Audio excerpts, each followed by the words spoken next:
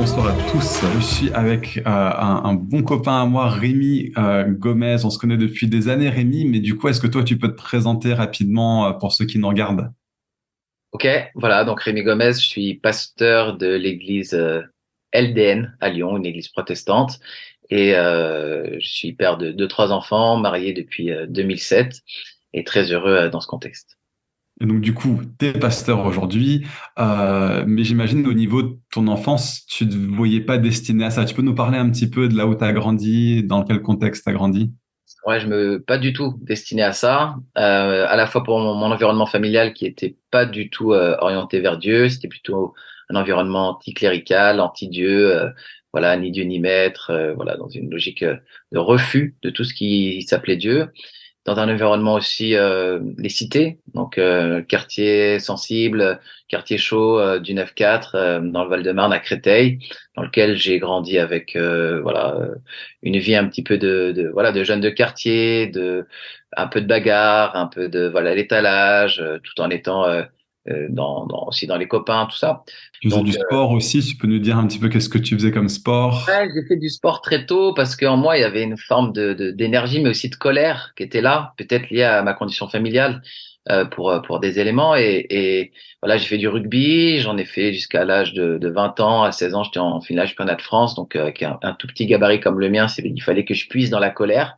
Et puis après aussi, oui, de la lutte à l'université où j'ai fait aussi des résultats. Donc voilà, cette énergie qui m'habitait, je l'ai un peu orienté vers ça. Et un jour, Dieu. Et un jour, Dieu se présente parce que je suis invité dans un camp un peu de scoutisme par mon meilleur ami qui croit en Dieu. Puis moi, bon, à part faire des doigts d'honneur vers le ciel, Dieu, j'avais pas trop de relation avec lui. Donc, ce qui s'est passé, c'est que j'étais triste un soir pour différentes raisons dans ce camp. Et puis quelqu'un est venu prier pour moi. J'ai dit, bah, si tu veux prier, vas-y, tu sais ce que j'en pense. Puis finalement, Dieu était là. Et c'était juste impressionnant, en fait. Il y a eu une puissance qui, comme arrivée, ça m'a surpris, j'ai eu peur.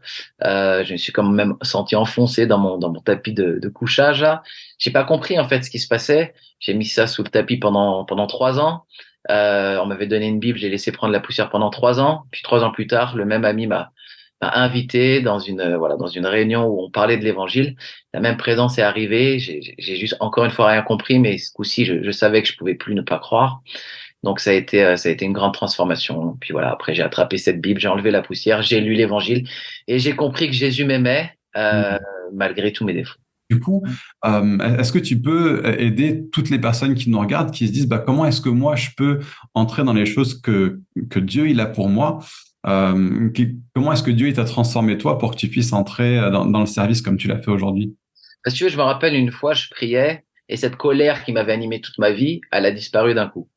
Mais c'est pas pour autant qu'une certaine forme de combativité, une certaine forme d'engagement, c'était partie de ma vie. Au contraire, c'était un aspect vraiment bon de mon caractère. Donc D'ailleurs, en c'est quelque chose que Dieu utilise aujourd'hui dans un sens. Tu peux nous parler un petit peu de ce que tu fais dans ton fait, ministère aujourd'hui, peut-être? oui, bah, je suis engagé dans la défense de la foi chrétienne auprès de tous ceux qui l'attaquent, qu'ils soient athées, qu'ils soient d'autres confessions religieuses. J'ai en particulier un dialogue continu avec les musulmans, même avec les salafistes, ceux qui sont vraiment très engagés dans une religion, mais qui disent que tout ce qu'on croit est faux.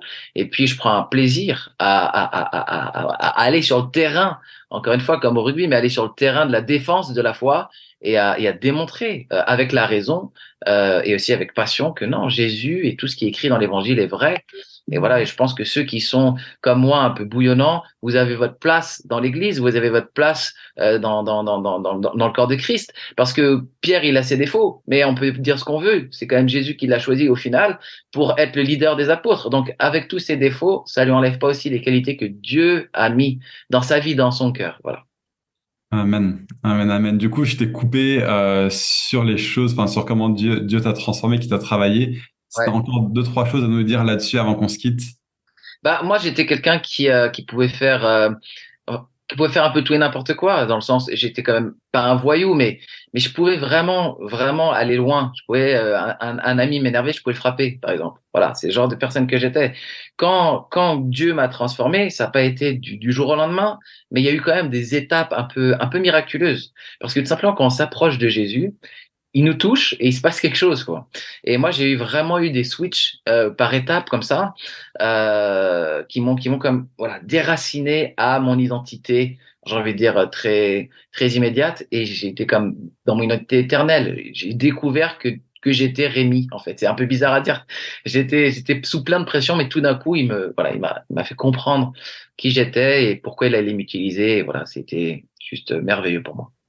Bah, du coup, un grand merci Rémi. Vraiment, c'était chouette de pouvoir prendre ce temps avec toi. Bah, merci à tous aussi d'avoir été là, d'avoir suivi bah, cette interview. Que Dieu vous bénisse. Peut-être Rémi, tu peux aussi dire quelques petits mots à ceux qui nous regardent avant qu'on se quitte. Bah, merci de ton invitation. Merci à tous d'avoir regardé. Puis j'espère vraiment que Dieu puisse vous bénir au travers, voilà, mon petit témoignage. Amen.